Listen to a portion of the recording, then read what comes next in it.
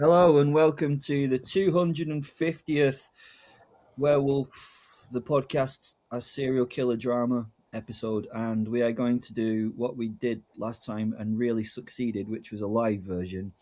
So I've got my doubts whether this is going to be a very successful live version. We'd like to thank all the people that work with us as partners, Grendel Press, um, our co-writer Greg, who is sat there, Greg Sharp, is currently going through processes of having his books published by that very good horror publisher, Odin Apparel, and everyone who loves us, because it's nice to be loved. Anyway, so what we're going to do is we're going to try and do a live cast, and then what we're going to do after that is answer a few questions that we've been asked, probably as a separate little podcast, but we don't know yet. We're just going to see how it goes.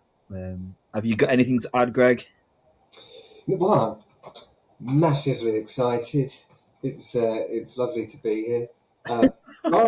Last time, of course, we had a little bit of a safety net in that we did our favourite scenes from the previous 100 episodes, something, didn't we? And so it was stuff that we'd done before, and we knew worked because we'd already had feedback on it. Well, this was a well thought out and really complicated script that I've been planning for months. So we'll see how it goes, and I'll be mostly doing Montgomery Fortescue. As you can see, I'm in Montgomery's recording studio at the moment, so hopefully I'll be able to, transfer his thoughts into my mind. We'll see how we go. Okay.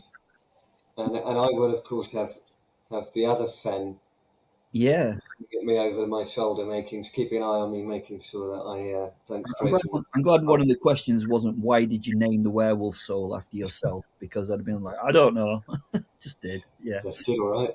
Why did you give the evil character your name? Anyway, moving on. Are you ready? Because it's mostly me and then it's mostly you, which is quite good because then I just get to hand over to you in a little bit. I apologise in advance to everyone. I'm going to start looking over that way because that's where the script is. Yeah, I'm going to be slightly off kilter as well because I've practiced it a couple of times and I messed it up both times. So this is going to be interesting. Okay. Montgomery Fortescue did not sigh. Why the heck am I speaking in the third person?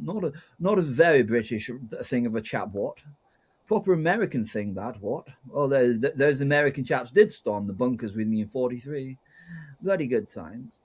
I did not sigh out loud. I had finally perfected the art of not sighing out loud sometime around 1983. I know a long time in my century or so of living, but it takes a while to develop a good sigh when you have a British officer's attitude to this world. Well, a British Commonwealth attitude to the world. I leaned back, I hasten to add, somewhat carefully against the bar. I had checked the surface. This tweed would not do with stains. The bar was polished wood, faintly sticky in places, and I observed Will from the corner of my eye. The youngish man, in comparison to myself, sat with the stillness of something coiled, not tense, simply contained. This did not make me particularly nervous. I had been dealing with such things for well over a century. You would not believe what you can get used to as being simply mundane. Across the room, the drunk, his pint held like a favourite child, had diplomatically relocated and was attempting to align himself with a bar stool, but was simply losing the argument. Will and I had watched him go, Will with a predator's gaze. There was calculation in that gaze, not anger exactly, assessment.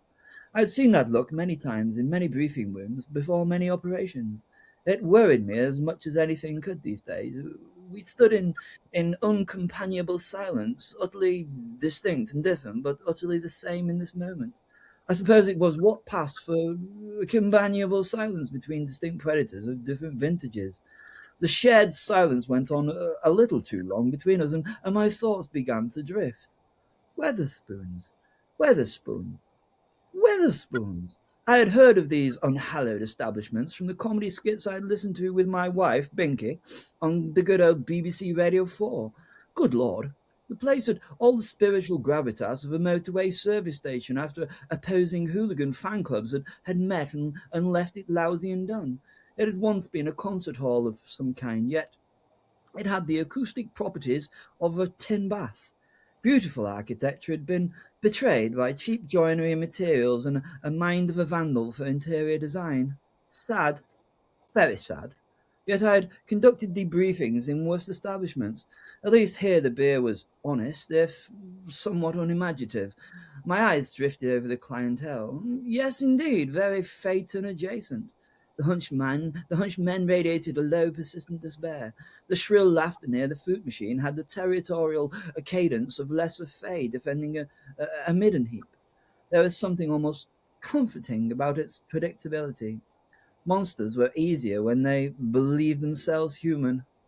Will's mobile phone vibrated against the bar, a discreet, buzzing modern trill. Will glanced at the screen and then just dismissed it. He returned to his pint as if the world did not demand anything of him. I noticed this with mild irritation. Impulsivity was one thing, selective deafness was quite another. My own pocket erupted into a brassy patriotism. Da da da da da da da da da da da da da da da da dum.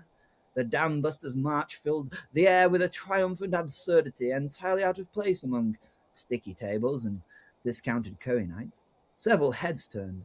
I closed my eyes for half a second. I had been told repeatedly that the ringtone was a bit much. I disagreed most devoutly. I extracted the device with dignified calm.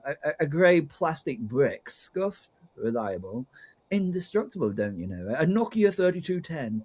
A weapon of sorts as much as a communication device. Will's lips twitched. Fenrir's presence flickered with amusement. I ignored them both and activated the museum piece with fondness for ancient technology that this technology deserves. Listen in on, it couldn't listen in on my chats on Google and MySpace. Fortescue, I asserted. A voice crackled through, dry, impatient, unmistakably professional. Montgomery, thank heavens. Will's not answering. My gaze shifted slowly toward Will, who was studiously examining the surface tension of his pint of Bass with a finger. I can imagine, I replied evenly. I've rung him twice. Twice, man. Do you have him in visual range? I certainly do. Well, is the bloody, thing unconscious? No, old chap. Then why is he not answering his phone? This is an utterly important moment. I need to speak to him. I allowed myself the smallest pause. He appears, I said, to be exercising somewhat selective autonomy. A sharp exhale on the other end. I'd be awfully grateful if you could persuade the reprobate to take his call, Monty. Could you please pass him your phone? I did not move immediately. Instead, I raised two fingers towards the barmaid. Pint of Timothy Taylor's landlord, my dear, I asked, and a whiskey chaser. Something peaty, no nonsense. The bar hag nodded, delighted by the specificity. Montgomery? The professor pressed. Are you there? I am, old chap. I was ordering a little civilization. Well, this is hardly the time. It really is, but we must have a little decorum. I would like to be focusing on a good pint of bitter. I hope for a good pint of bitter while you talk to him. Experience tells me this conversation could go either way, annoyingly short or annoyingly long, and in both cases I wish to be prepared to be somewhat annoyed. A defined Monty-type harumph at the other end of the line. The pint arrived first, amber, respectable, faintly floral. The whiskey followed in a small glass that promised a lot. It was peaty. I winked at the server. I very much approved. Now, I could do what was wished. Always be prepared, I said to the difficult silence being held by the perplexed professor. God, that was hard to say. I proffered the phone to Will while lifting the pint to the window to let the daylight shine through and show the amber honey glow of the liquid in all its clear beauty. It was clearly beautiful. It was A+ clarity. Again, unexpected. The professor, old chap, I said mildly to the werewolf. He seems to be under the impression that you are somewhat avoiding him. Will looked at the phone as though it were a mildly venomous insect. I'm drinking, he replied. Yes, I said, I can see that. I held the phone steady. Inwardly, I considered the situation. Will was volatile tonight, ever volatile, but more so tonight. His edges, although not displayed, were sharper and more defined. I was using my luck well here, skirting the line of the werewolf's social instability. I knew how to do so. The professor did too, which was precisely why he was calling right now. I now took a measured sip of the tailor's while still holding the phone out. I could wait for him to take it as long as it took to drink this. The pint gave me a good reason to wait. Timothy Taylor's was dependable, multi-backbone, full of bitterness. It did not pretend to be anything it wasn't, unlike, well, most of the room, which I was desperately trying not to become aware of. It was taking too long, even though, for the Taylors. Take it for goodness sake, man, I said, sort of quietly to Will. Not a command. Not quite, but close. Across the bar, a drunk laughed too loudly at something no one had said. My grip on the whiskey glass tightened ever so slightly. I hate coincidences. I hate noticing coincidences. I had learned over a long and decorated life that when something like Will ignored the professor, it was rarely good news for the world. Thank you. End of Act 1. Very, very good indeed. All right. We're ready for Act 2? Yeah, sort of. I'm going to try and do this entire act in one breath. Do you think we'll get there? One breath. Okay. Let's do it. The Professor. I hadn't intended to spend this evening arguing with a werewolf in a public house via a wing commander's antiquated telephone. Academia had once promised me better endings to my days. I sit in this university office, a high-ceilinged Victorian room lined with sagging bookshelves and filled with the faint smell of old paper and 1980s radiator heat. Outside, students cross the quad in loud, careless clusters. Inside, I tap my fingers on my desk with increasing irritation.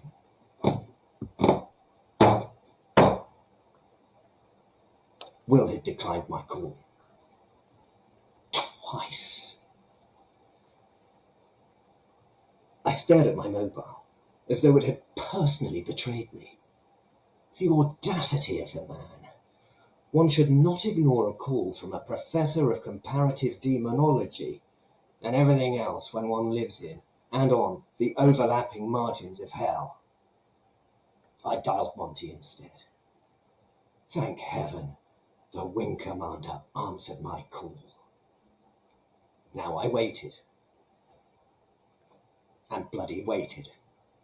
Irritated as I listened to the muffled ambience of pub, glassware, low conversation and something brassy in the background. My jaw tensed and tightened. Put him on, I had said. There was a pause, a shuffling sound, and then... Professor? Will's voice. Casual. Distracted. Fucking amused. I exhaled sharply through my nose. Why? I began, making sure each word was carefully articulated and chosen when dealing with this literal bastard. Why did you not answer your telephone? I'm having a drink. That is not an answer. Well, it kind of is technically. I could hear a sip being taken at the other end. And to be honest, it's the one I'm giving in this case. I closed my eyes briefly. Utter exasperation. I wiped my hand over my face, irritated. Must keep it together. must maintain eloquence and patience. Will, Yeah? you are not a freelance plumber. Silence was the answer.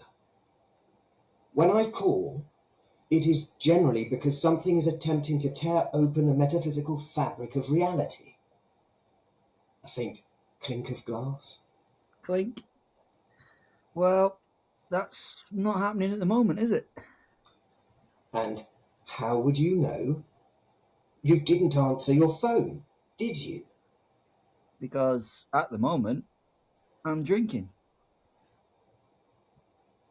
A pause? Unsurprisingly. Fair, I replied, pinching the bridge of my nose. Where? Came out with more than a hint of the anger I was allowing to build. Stay calm, Simon. Stay calm, ran through my thoughts. Where are you, my dear chap? Wetherspoons. I stared at the far wall of this office as if it might offer me strength. Yes, of course you are. There was a rustle on the line. Oh, and by the way, you bought me 2 cars. Will added.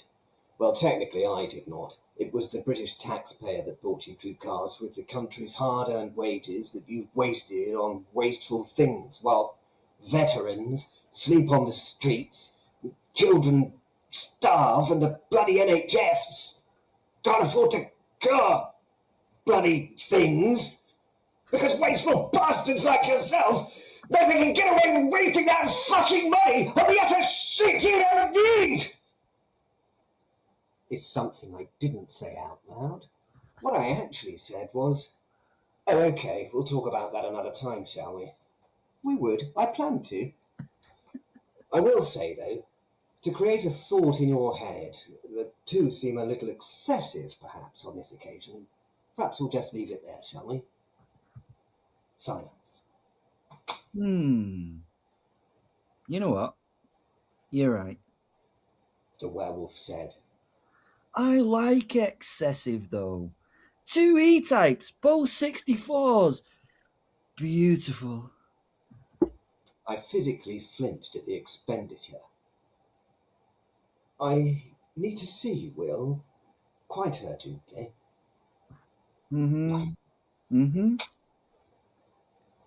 Could we leave the excessive E-types just now? I need to see you, quite urgently. Yeah, I know. What? I was confused, and then, as if he remembered a simple dental appointment, he said, I'm meeting Lucifer at your place later. I froze. My place? Yeah.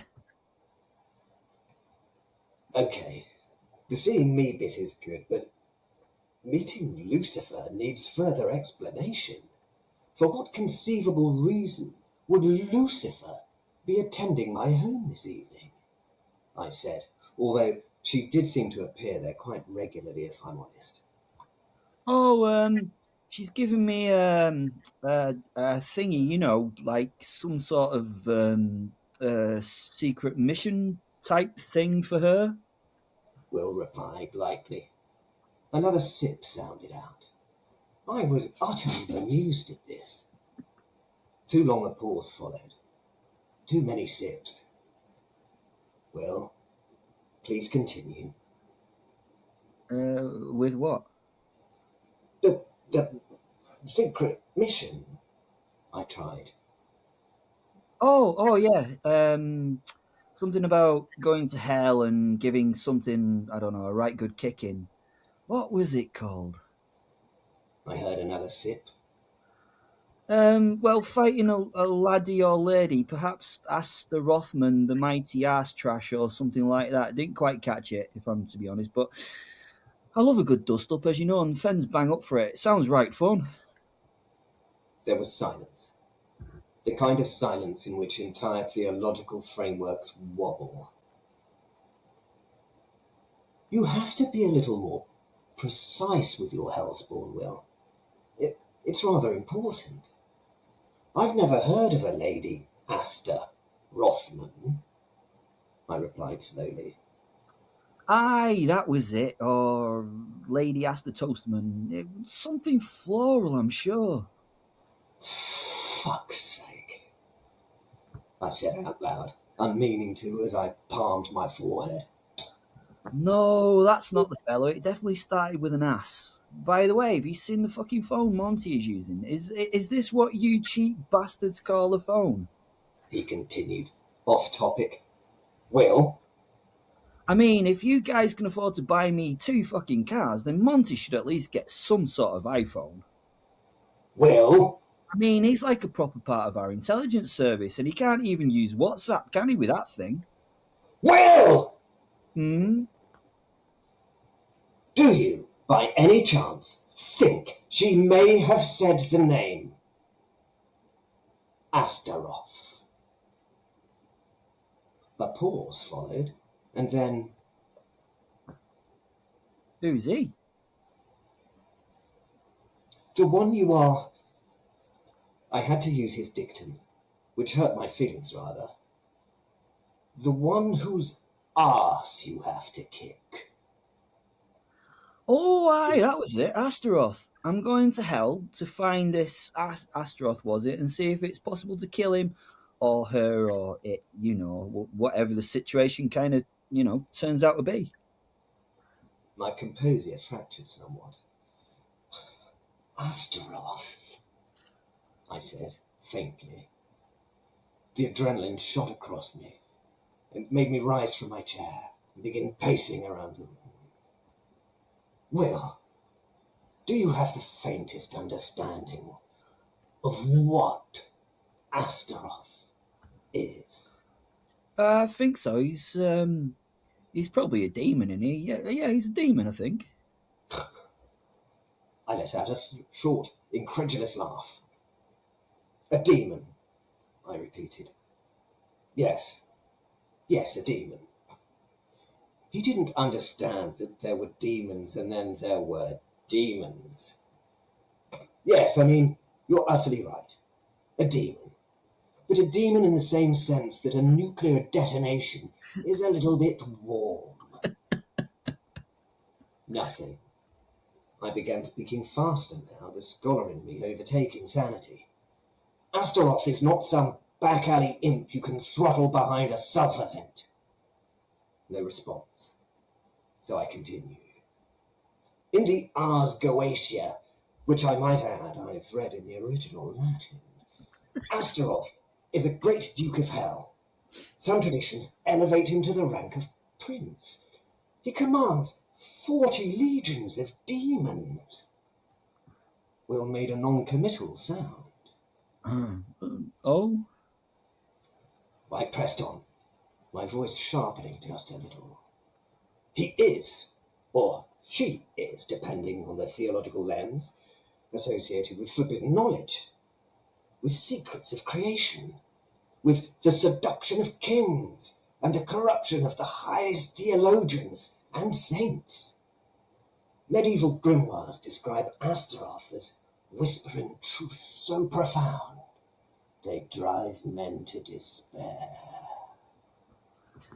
Packet of cheese and chives, love. Well, Eh? Oh, you finished. Yeah, sounds a right chatty fellow, demony type. What's it? Well, listen to me. I slammed a hand on the desktop. That's quite hard, actually. Astaroth is linked to the ancient Near Eastern goddess Astarte, a being whose worship predates Christianity by millennia. There are theological arguments that what we call Astaroth is a demonized remnant of an older deity.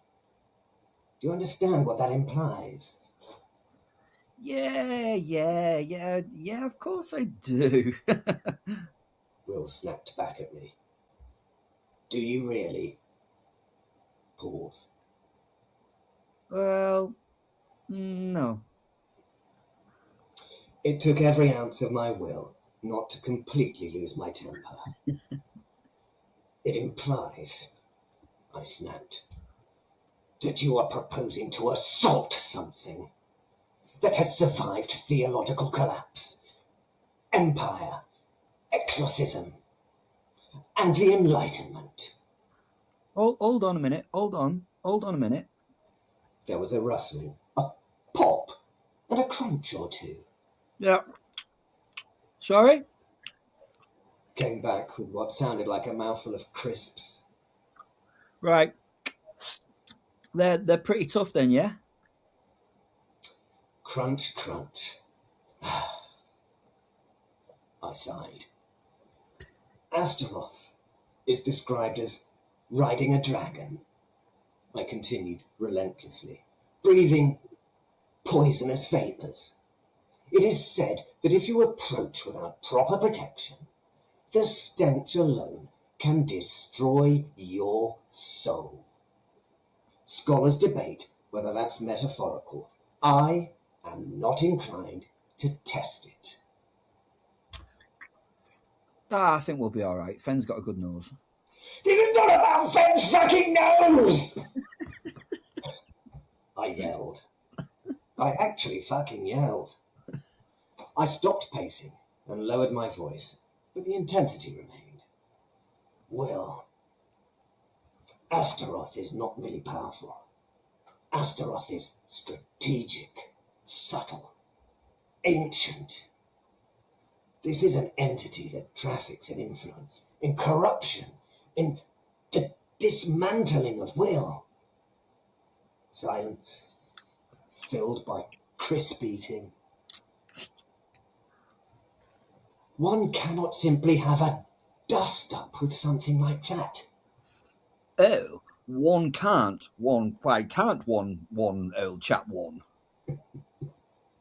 He was imitating me now and adding his own unique hint of mockery. I retook my seat, bitterly, if such a thing can be done. Well, simply because you will lose. The certainty in my voice hung heavy in the air. You, Will, cannot win. Will, I said, only a little quieter now. It is impossible. Don't get me wrong. You are formidable. Yes. Dangerous? Certainly. But Astaroth operates on a scale that simply dwarfs you. A strange sentence for me to utter here. But you know what? You're just a werewolf. On the other end of the line came a sort of chuckle. Will? You worry too much, Professor. I am a scholar of the ludicrous. Worry is my professional baseline. Well, Will replied easily. I suppose we'll see, won't we? Worst case, I don't win. As the meerkats on the advert say, simples. I had no idea what he was talking about. Meerkats? Yeah, Sergei's funny. I was thrown for a second, but managed to get all the plates of this conversation back up in the air and spinning just in time. Never mind. Worst case, you lose everything, I told the utterly mad bastard faintly. Anyway, that's why she's meeting me later, to give me a lift there or something. You know, lift, elevator, not sure what hell's using these days. You know what she's like. I sank back into my chair. Lucifer, providing transport. Astaroth, the target of an impossible assassination attempt. That's all it could be. It could only be an attempt. What the devil was the devil up to? I smiled. She was only using my weapon. A werewolf who had no idea that he was just a weapon. A weapon who did not care about the outcome. He would just revel in the fight. And whatever happened to him and his wolf soul, they would enjoy the fight. Will, Aye. he was mildly tipsy and uncaring in a public house. She works in mysterious ways, eh? A bit like that, the god bloke, really. Yes, I said weakly. Mysterious. There was a pause. Professor? Yes, Will, You sound stressed. I was. And I was simply staring at the ceiling. I'm simply contemplating, I said slowly, whether to reinforce the wards on my house or simply bugger off and move out. Will laughed. There we go. Whatever happens, do you know what? It'll be a laugh. He laughed again. A warm, careless sound. See you in a bit, Professor. The line went dead.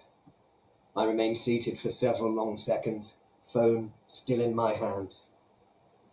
On my desk lay 3 open grimoires, half-written paper on infernal hierarchies, and a cold cup of tea.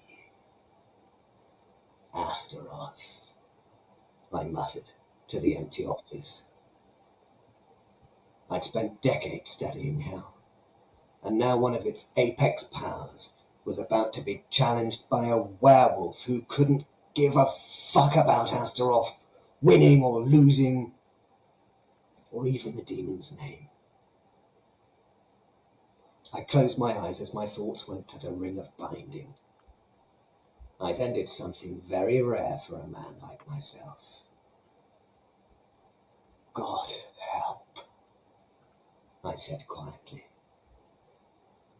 I wasn't entirely sure which side I wanted him to help, but never, in all my not inconsiderable time on this miserable planet, had help been needed more.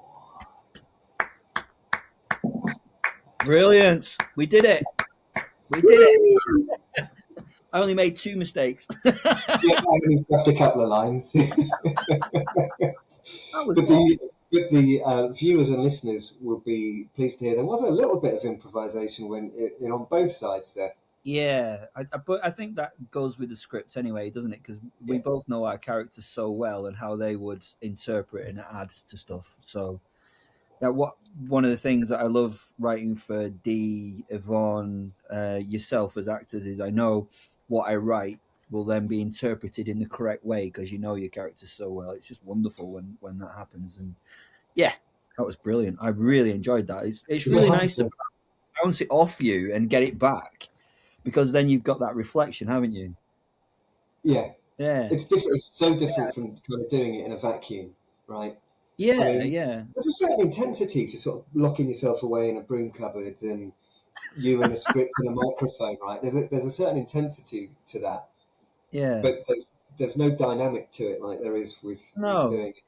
I think we noticed it last time was how much it added to the sharpness of it and the way with adding the interaction because you actually get a feeling for the character that is being offered and it reflects back on both. That was really, really cool. We need to do this more often. We should do it every 50 episodes, right? Yeah. Every 100 episodes. There's another 100 weeks, isn't there? We've got to get We've got to do a summer special, maybe. No, that was brilliant. I really enjoyed that. That's a really good thing. I don't know what's going to happen in the future. We've not got that far yet, guys. But yeah, I really enjoyed that. So that's the episode. Are we going to answer these questions then? Yeah, I need to just get them up on the screen in front of me, which you emailed them through to me earlier. Yeah. These are questions that have been offered by people over the last 249 episodes. Okay, we're back. As I said, are you still there? You're there. That's okay. You stopped moving for a moment there. It frightens me Yeah, when I'm people still stop here. moving.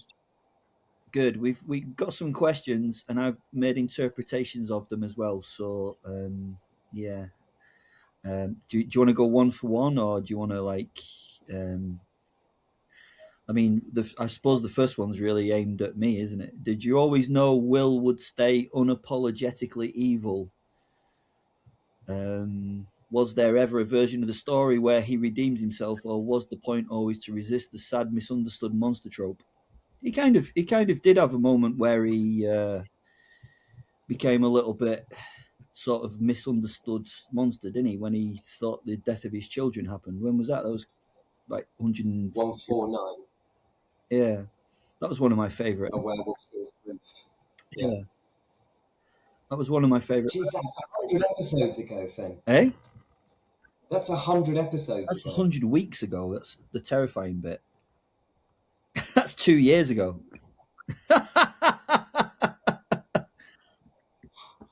Yeah, Yeah. we've been doing this a long time. I always wanted him to stay materialistic and evil. I think there are times when it breaks down though.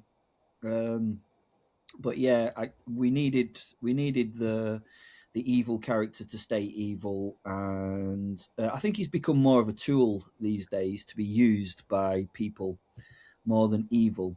Even in his early days, he was just a weapon. Even in the first 30 episodes of the podcast, he was just a weapon that could be turned to be used, but then sort of turned round on those that use the weapons. So I suppose that's it. What do you interpret it as? Yeah, well, I think it's really quite interesting because the human being side of Will is this narcissistic, self-obsessed, materialistic human being who's also psychotic, right? So he's got a whole load of stuff going on when you consider him just as a human being. And then this is before we get to the combination of him and Fen.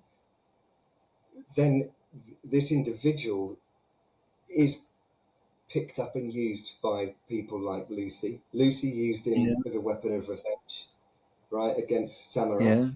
Yeah. She tricked him in episode 149 into thinking things were true that weren't, and was very Lucifer-y. Yeah. So she manipulated him. So she exerted her power over him, and Simon exerts the power of influence over him frequently.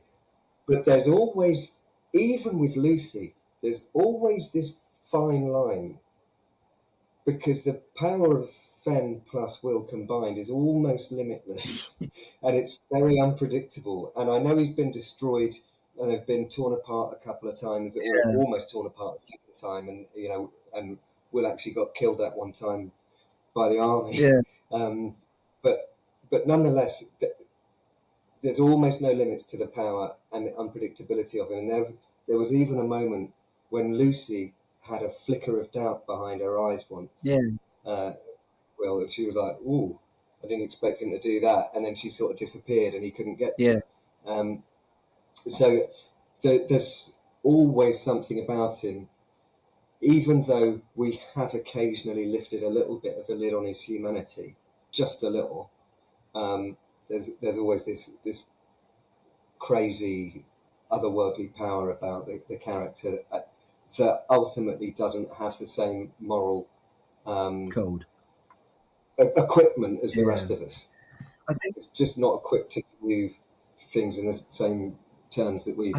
I think even Fenrir's wolf soul kind of has some level of control over how crazy Will can actually get. I think with Will, excuse the French, but he has this give a fuck ability. He doesn't really care about very much at all, and that's really useful. Although, if we look at the first 30 episodes, that backfired on the British Army when they did that, and I think the Professor and Lucifer and the characters around him are always like, this is a great thing to have, but you've got to always be aware that it could go massively wrong.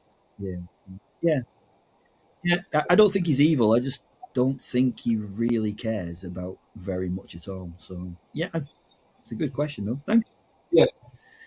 Yeah, I'll just cap that maybe by saying, in order for him to be evil, I think he would have to have the same moral compass as the rest of us. Yeah, he would actually have to choose to do bad things, wouldn't he? Well, he doesn't care. Yeah. That's Yeah, he's genuinely not tuned into morality in the same way we are. No, He doesn't view what he's doing as evil. He doesn't ascribe to that just what he scale. does. Yeah, just what he does. Yeah. Okay, I hope that. We can call him evil. We can consider him evil, and I think if we don't, there's probably something wrong with us, right? By our own judgment, he does wicked things, right? So that makes sense. But to him, that doesn't make sense. No, he's just doing what he does, And I think he thinks that he's a predator, he's a werewolf. This is what is expected of him. So, you can't really... I don't think he classes himself even as human in a way. He's like, well, I'm not human, so I can do what I want, really. I'm a predator, I can kill people, He doesn't really give a shit, does he? So. There was a lovely interaction between him and Lucy week before last, I think it was, when they were doing that little bit where she was pretending to be prosecuting him in court when they were in the cell. And he was like, "Oh yes, well, in order for there to be malice aforethought or whatever it was, it has to be a person who has that, and I'm not really a person, am I? Or I'm not a person." And she goes, "Yes, no personality whatsoever. Case dismissed." That was an addition by D as well, which was brilliant. I have to admit, when I listened to that, I was like, God, she's got the character so well. It's like, God, I wish I'd written that. Yeah. Okay, who came first, Will or Fen? Did the central dynamic start with the werewolf concept, the wolf-soul duality, or the eccentric professor as a foil? They came together, really. It was just two halves of something. I saw initially Fenrir as the evil half of the characters, but as it goes along, it seems more that he is the controlling aspect of what Fen is capable of. The professor didn't come in till later on, and I don't really know how the professor came about. I had a mind for a character as the professor, and then I discussed it with you, and we built this expert, Simon de Montfort, who, through a huge number of coincidences, has worked out to be a wonderful character. Well, yes, and I think in the first instance, I don't know what plans you had for that character. I mean, you said to me almost word for word, I can remember it. I've got an idea about having a character who's some sort of expert in the occult and works with the police. And you sort of approached me with that idea for us to kick it around together a little bit. And I don't think you really had a much bigger plan than for him to occasionally pop up and be involved in some level. And through good luck and perhaps a bit of judgment on my part, he grew arms and legs and became, a regular feature. It felt like he chose that path for himself in a way. Yeah, the way it was he emerged. It was very posh word, serendipitous. Yeah, it's a word Simon would use.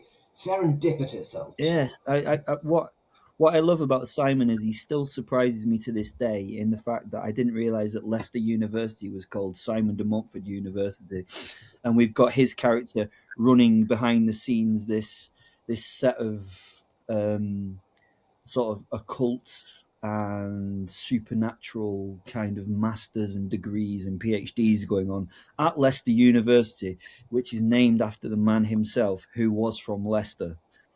Brilliant. Yeah. Okay, question 3.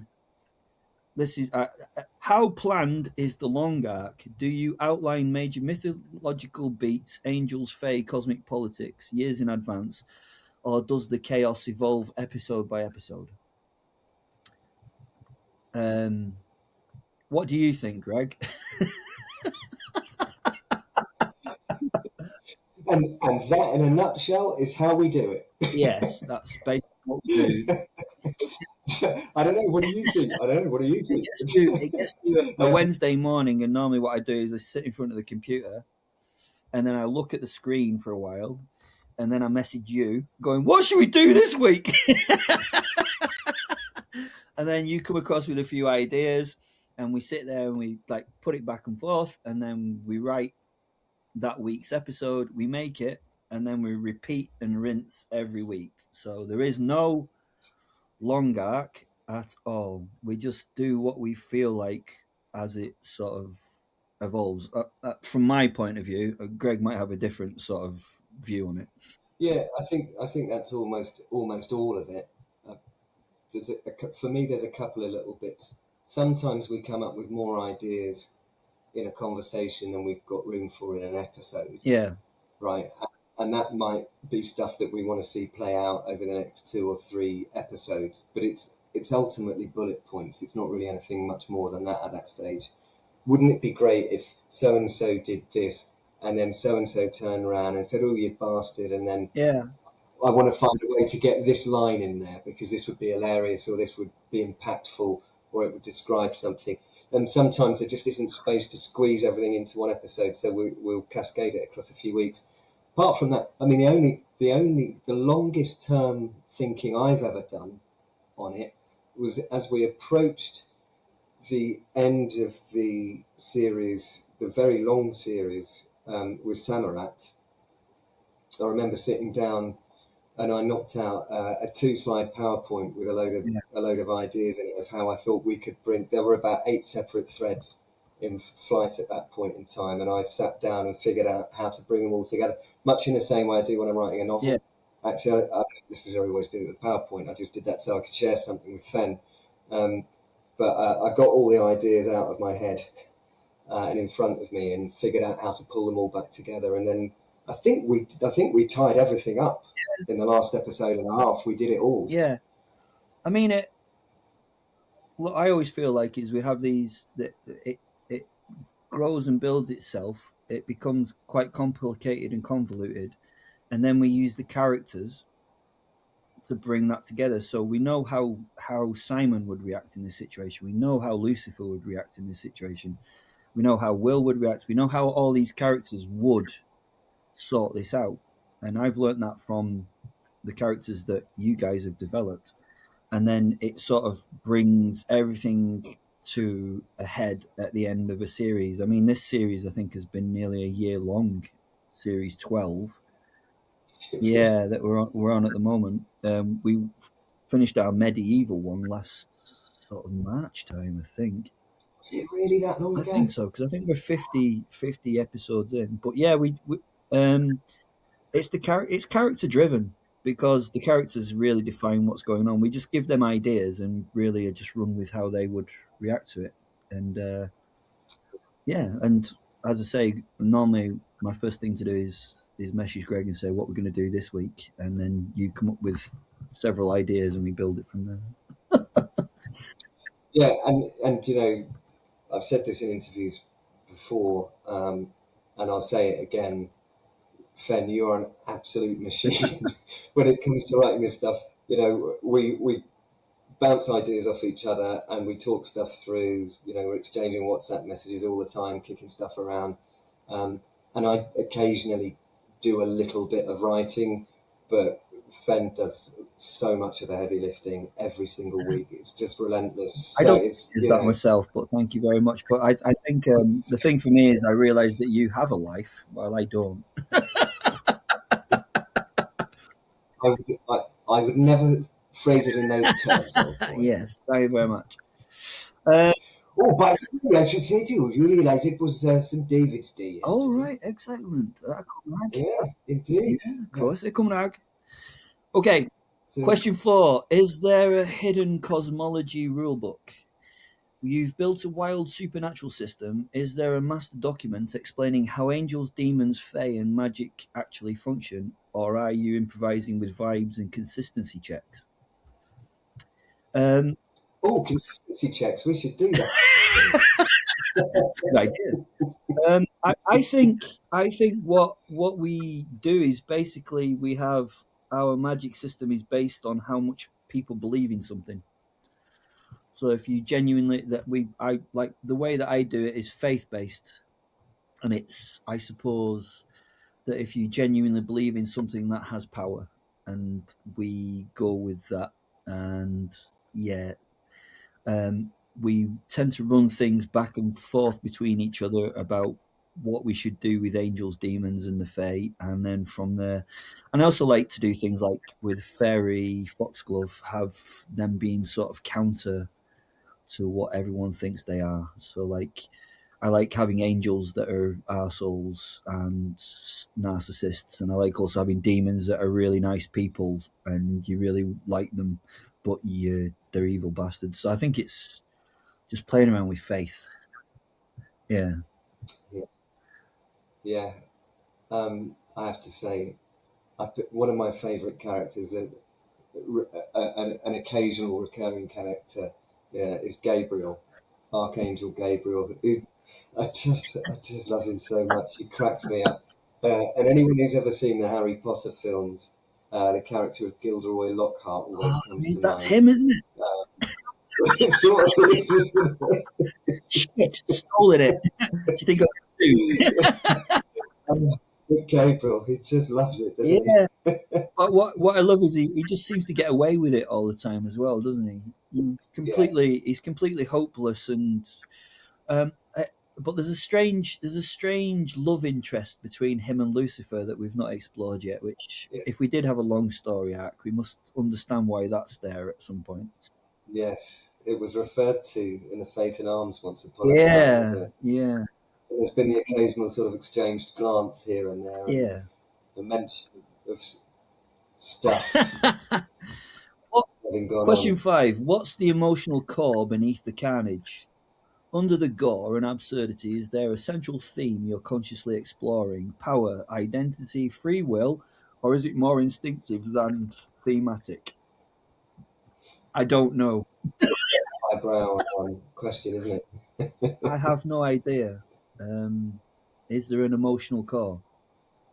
I don't know. I think it's just seeing what's acceptable and unacceptable and playing with it more than anything. It's not like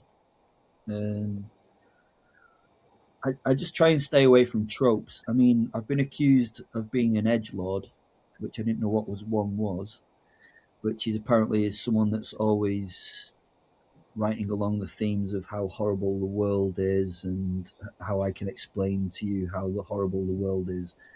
But I also think in moments we see elements of beauty and friendships and understanding. I like to see Lucifer as a character who's not evil, but she just gives people choices, and it's up to them whether they make their choices. So it's using that thing that we supposedly got from God, which is free will. She kind of points them in directions to choose from, and that came from Dee, from the actress who plays Lucifer, in the fact that she's not actually an evil person. She's an angel that's been given a job, and her job is to. Yeah. So yeah, I think the emotional core is that we're all given choices, and it's how we take those choices and how the characters view those choices. Yeah, I think Lucy is a very nuanced character, and she, in our imagining, isn't all about doing evil things to good people. She's about punishing the evildoer after they've lived a life on planet Earth in this existence that we occupy. She's about, however, she is also about creating the conditions in which people are given those choices. And what do I do? Which way do I go? Do I do something good? In which case, I don't have to worry about Lucy. Or do I do something truly wicked that's going to get me? I'm not going to get through the ticker tape office at the front door at Heaven's Gate that we've visited a few times, and I'm going to end up going downstairs. And we know that's going to be a bad ending, right? We know that's not going to work out well. So we do explore, a classical moral code in that dynamic, whilst sort of peeling away the troped imagining of the devil as being something innately wicked. We sort of imagine her as being neither good nor evil. Yeah, she's. I always think she's the prison I suppose she's the head of the prison, isn't she? She's the main man, you know, in the fact that she's got a job to do, and I really like that in the character and the lack of evil intention. You know, she's not there, and I also like bringing in other characters like Luck and things like that come in and just screw things up. So yeah, it's a bit weird. Well, and also, you know, fairy foxglove. Yeah, We in fairy stories, in inverted commas, we often see fairies as these cute little Disney characters that get called pixie dust around everywhere and all that kind of stuff. And she's absolutely hardcore nutcase. yeah. And a drug baron. Yeah, but what I love about Fairy Foxglove is you can kind of understand why she's like that, because all her people have been abused for years and years. They've, you know, used getting the, so she's just turned that around. She's now turned fairy dust, and I quite like the idea that the downtrodden comes forth, even though she's completely psychotic and what she's doing is completely mental. But there's a kind of understanding why she's kind of done that, as her people have been abused. So yeah, it's a weird mix of things. Yeah. So I don't really know what the core of our thing is. I think it's just dealing with emotional intelligence and how things can look evil to one person but different to another, I suppose. Yeah, I think that's right, and I think it's about not accepting the status quo just because it's always been described that way. Because the chances are it hasn't even always been that way. It's just been described that way. Yeah. And why take somebody else's description for it? You know, free will is a big theme that we revisit an awful lot, and we talk about it quite a bit. And I think, you know, actions and consequences is another thing that we talk about. You know, you go and poke the bear and you're going to get your arm ripped off, and that stuff happens in our world. Yeah.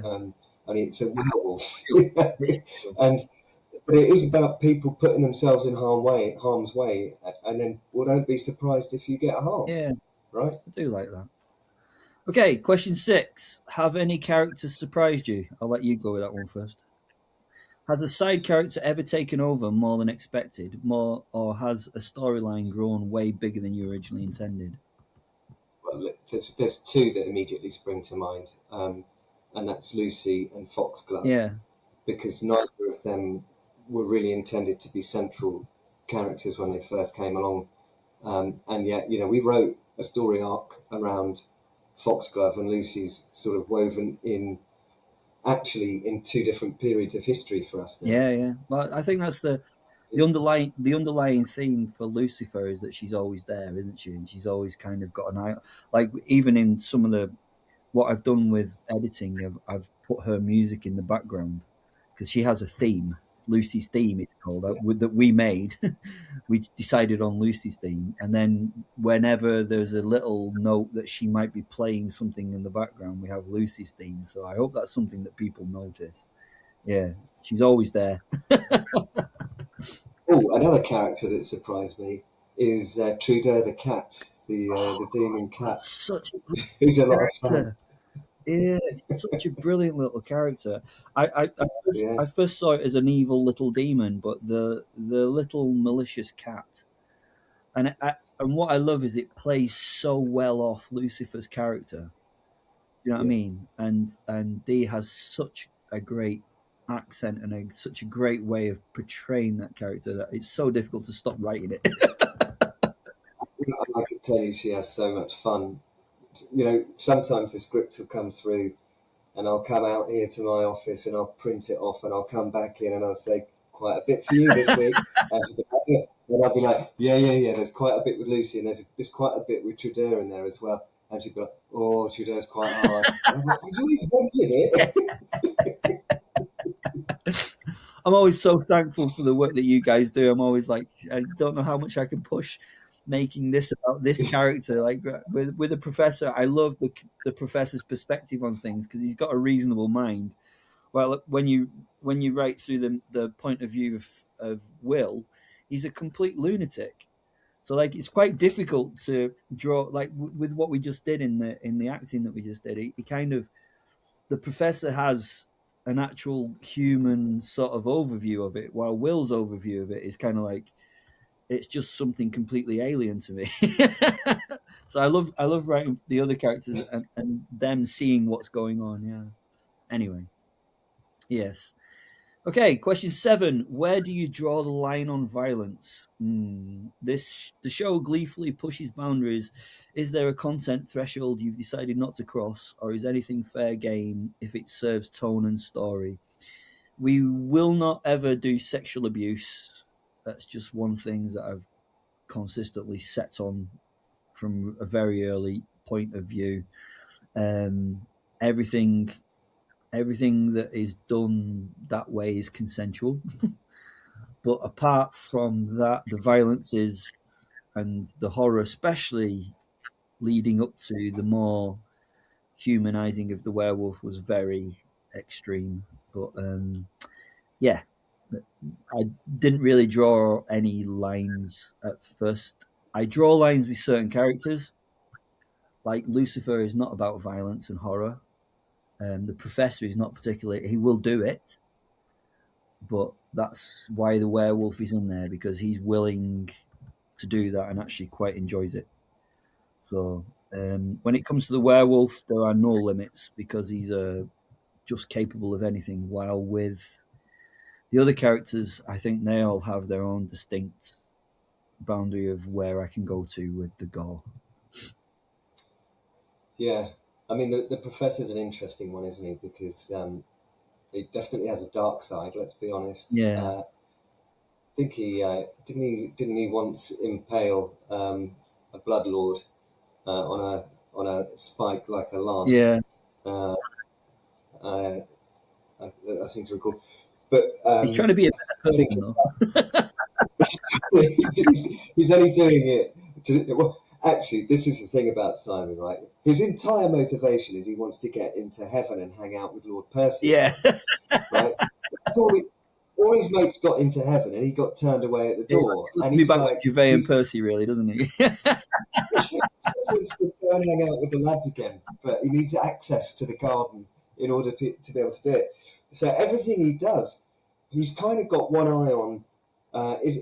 What I'm doing now is ostensibly an act of wicked violence, but as long as I can put it in the context of the bigger picture of the mission I've been set, well, God moves in mysterious ways, and therefore so do I, because He created me. So it's really out of my hands, isn't it? You know, and he sort of justifies stuff in those kind of crazy ways. But another of the characters who has, I think, the potential for extreme violence is William Marshall. Now, of course, from that era, though, doesn't he? It's in a different way. Now, of course, William and Will are both partnered with Fen, so perhaps there's an aspect of that limitless violence included because of that collaboration or that connection. But William's the most violent person on the battlefield. Yeah, William's the most extreme knight. You know, he will run face first through a buzzsaw, and the buzzsaw will bend. Yeah.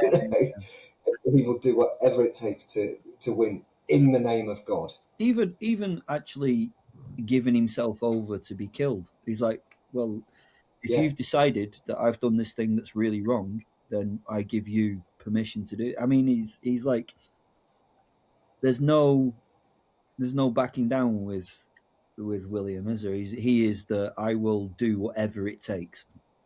Everything's absolute. Yes. Everything. I really like that character, and we're gonna have to go back there after we finish this little series. Yeah, series 12. Well, I miss Gervais. I sometimes worry that he's a bit of a trope, being the classical drunken. But what I like about him is he's drunk for a reason. It's escapism from the reality of what he's going through and experiencing. He's just, to him, it's just a crutch for him to lean on, isn't it? And he's a great character, and Percy's a great character. I love writing Percy's songs, and I think he's such a lovely guy in his own way, even though he's a complete coward, but he's so much loved as well. Yeah. Fantastic. Okay, question 8. Is there an ending in mind? At 249 episodes, fans have to wonder, do you know how it ultimately ends? Or is this a saga that keeps mutating as long as you're having fun? I don't have an end in mind. We tend to get to the end of a series and then start another series with a great premise. We normally sit down and go, what's the next premise?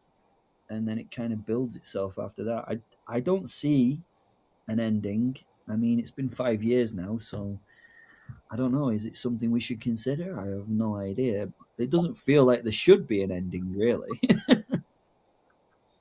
No, well, and certainly, to address the sort of,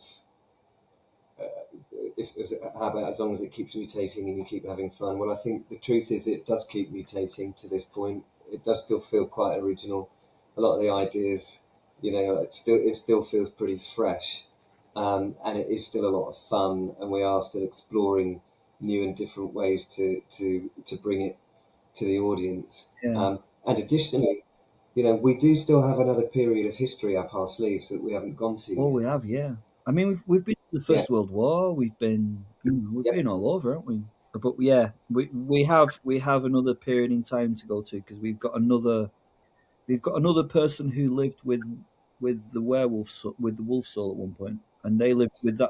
that wolf soul for an awful long time. So that'll be Yeah. interesting to play with at some point. Yeah, a major player Yeah, yet to be discovered, actually. yeah. I'm quite looking forward to that. Yeah. Okay, number 9. How much of the humour is scripted? V's discovered. The absurd tangents and philosophical riffs feel spontaneous. Is that tight writing, loose performance, or somewhere in between?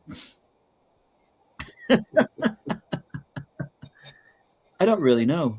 I think the humour developed over the time that me and Greg got together, because up to that point it was very horror, very harsh. I did find moments of humour in there with Will not really seeing reality as reality is, and what he found funny. But after that, we kind of got into the world of absurdism, in that some of the things that are carried out and done are absolutely absurd and horrible. And I mean, one of my favourite things to write was the wrestling between demons, and it was just such a wonderful, ridiculous thing to do. We had the WWE with like angels and demons and Noel Edmonds, and it was absolutely awesome. Really nuts. The game show. That was absolutely phenomenal. I really enjoyed that. So the humor Yeah. is a mixture of both, really. It's scripted, and then we kind of find it as we go along. Yeah. I mean, when we first started sort of talking about the show, and you were 100 episodes in or thereabouts at that time, or approaching 100 episodes in, the story goes that I was talking to Fen and pinging him on social media and saying, I was laughing out loud while I was out walking with my dog, and people might have been wondering what I was laughing at, and if they could only hear, they'd probably have me locked up. But it was relatively early episodes, and I was finding that my funny bone was being tickled by the little bits of absurd humour in amongst this horror show that was going on all around it, and then there'd be some silly thought would occur to Will partway through, and it would just sort of occur to him, and he'd be like, "Oh yeah," and then it'd be a shrug and go, "I don't know," and then he'd carry on doing whatever he was doing. It was horrible, and I found that irresistibly fun to connect with, and I think the first collaboration we did, which was episode 105, when we brought Ernest in for looting the museum.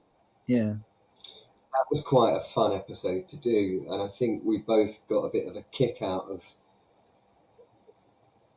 and let's not forget that that episode ended with Will murdering a child in a museum. Yeah, not funny. Hilarious. But we had fun building up to that, and then wallop to the end. The punchline was this act of horror right at the end of it, and it wasn't long after that we sort of decided to write Simon into the next storyline. Yeah. And he's not ostensibly a comedy. He wasn't ostensibly a comedy character. He was a straight character who said things that were ludicrous. Yeah, I think the thing that I love about what we have in our writing is that although we're talking about incredible sort of made up supernatural worlds and the fae and fairies and magic and all that kind of stuff, the humor comes from mundanity. So like it's like this is normal to these people. You know, I think the first time I ever got this sense of humor was when I read a Terry Pratchett book, and they were talking about a torturer, and on his desk he had a mug that his child had made for him, which was my dad is the best torturer. And the guy, in between doing these absolutely horrendous acts of atrocious torture, would then go in and have a chat with his mate about his kid while drinking coffee out of the mug that his kid made. And I was like, there must be, even in the most horrible situations and the most evil and horrible bits, a level of it's kind of normal. It's a mundane thing that some of these people do, you know. And it's like, I think that's where most of the humor comes from. This is not people like saying, "Oh God, this is terrible" and all that kind of stuff. It's they're doing these things are happening, but also normal life is there. Do you know what I mean? It's like there's a great example of that in Life of Brian, actually, where Brian is being processed by the Romans, shall we say, and I think as Michael Palin comes up to him with a tablet like the equivalent of a clipboard, and he looks up and he goes, "Crucifixion," and he goes, "Yeah," and he goes, "Oh, over there, please, one cross each." There has to be that element of, and what makes it humorous is that it is that it's normal. You know, that was somebody's job. That was their daily task, was to hand out the crosses, you know, and to tie them up there and nail them on. And then at night, he had to like go home to his wife and kids and like, "What did you do today, darling?" Yeah, well, we crucified a bunch of people. Do you know those bloody Christians? I had to do 25 today. And when I say bloody, you should have seen them. Yeah, ran out of nails halfway through. We had to go and recycle bloody nail. You know, and it's kind of like there is off down to being killed. Yeah, there is that element of like with the horror in the werewolf that I constructed was that's his life, and it's just to think that that's normal to him is the bit that is the frightening bit, and the ability for him to go from like intrinsically normal to being like level 10 violence and horror, to me was incredible as well, because there just doesn't seem in normal life that ability to go poof. And in a way, that's funny. Do you know what I mean? It's kind of like straight funny, you know. And maybe the perfect example of that is last week's episode in the prison cell when Nietzsche comes in and Will's in there trying to buy an E-Type on his phone, right? Or he was browsing for cars at the time, and he's like, "Oh yeah, look at that, racing green. Oh, I don't make them like that anymore. Bang, bang, bang." He's just doing his job. Yeah. And what I like about that is it took me a while to put it into the script, but he gets a thrill out of the fact that when he smashes his head onto the steel desk, it goes bonk. It's a proper bonk. He's like, "Oh, I've never heard of bonk before." Yeah, that was a good one. Yeah. And then he gets the piss taken out of him by Lucy for not killing him first time, and like the werewolf's really kind of hurt and embarrassed that he didn't kill him first time. Oh, really trying. Times. It's like call yourself a werewolf? 3 times. Oh, shut up. Yeah. So it's like I think that normal life and taking the piss out of it is just hilarious. I don't know. Okay, finally, question 10. If you could adapt it visually, what would it look like? Animated, stop motion, live action with practical effects.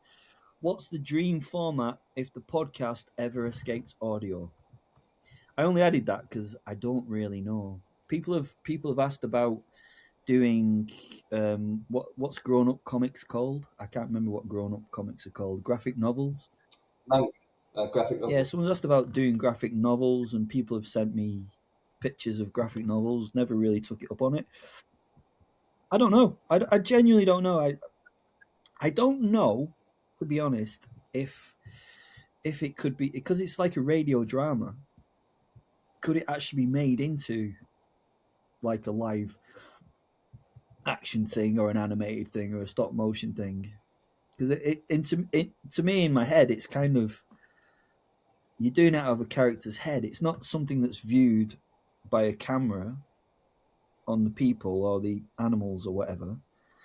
It's actually what we do is we write from the character's point of view. So everything's from their point of view. So I wouldn't know how you would do that unless you did a film from the werewolf's point of view or the professor's point of view, or interchangeable. I really don't know how you do that. Do you know that there are scenes in Police Squad and Naked Gun where Frank Drebin speaks like a narrator occasionally. Yeah. Sometimes he looks straight down the camera lens, or he speaks as a narrator, and then he'll say something out loud, and then another voice of him will comment on what he's just said. And I mean, there might be a way to make it still sort of feel like the way we do it today, Yeah. but with actors, on the screen. Otherwise, just to take the narration style away and just script it like a drama, like an action movie, perhaps. I think you lose something. Yeah. I think you lose something, but you might gain something else. Yeah. I don't know. No, I really like the format that we have, because to me, it's like Jim said from the Old Man's Podcast. It's just classic radio drama, isn't it? Yeah. Also, the way that we've written it is it's always from somebody or something's point of view. We're hearing their thoughts in their head and their description of what they're seeing, and there is no director directing that from outside. There's no, it's no character format. It's just based on how something or someone is perceiving that moment. So I don't know. I genuinely don't know. I think if we were to escape audio, it'd be quite interesting for someone to come along and suggest. Because it's like money. Yes, please. If anyone from Netflix or anything is listening, come and offer us lots of money and we might consider it. I don't know. Right, well. Yeah, actually, now we're talking about it, though. One way it could potentially work might be, I can imagine an animation where you've got the voice of the narrator talking over the top of it and then pausing whilst the characters on the screen interact with each other and say something, and then they sort of stop and the voice carries on again. Maybe the characters on the screen continue moving but not saying anything. There could be ways to sort of keep the way we do it and add a little bit of visual drama to it as well. Yeah, I don't know. It sounds like it would be an interesting thing to do. But it's not really been a thought of mine. But yeah, if anyone is interested in doing anything with us, we're always interested in people and what they're thinking, as you probably know. So thank you for your questions. I'm sorry I didn't call your names out, but apparently I'm not allowed to do that. And that's us. We've finished. Thank you very much to Greg for his 3 years of hard work, which it has been 3 years now. And Dee, who is the wonderful Lucifer, and Yvonne, and Chris, and Jim Merck, and all the other characters that we've had in here who've been actors and actresses. And thank you to those people who've supported us. And thank you to the lunatics who've listened and asked us these questions. And buy Greg's book.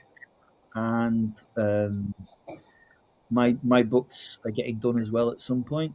And have you got anything else to add?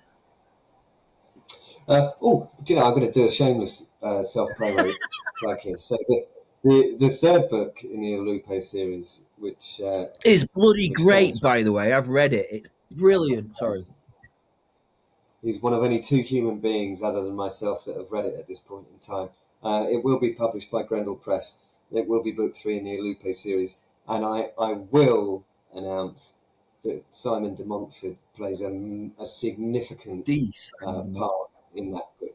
The Simon de Montfort is in that book. Cool. And how much fun did I have writing him into that? I can't tell you. Well, he's your character at the end of the day, isn't he? Do you know what I mean? Like when I write him, I know exactly you and your character. It's kind of brilliant. It's the same for Dee with Lucifer and Trudeau and stuff. Yeah, and Yvonne with Sally and things. Although Jim seems to have a massive crush on Sally, so we'll have to use that in the future at some point. Okay, well, thank you very much for listening, and I don't know how many more episodes we're going to do in this crazy world, but we really enjoy it. So as long as we're having fun, I think we'll keep it up, and as long as we have time and health, we will go for it. Cool. Absolutely. Well, thank you. Bye from Werewolf, the podcast. And we'll speak to you. Bye-bye. Cheers, everyone.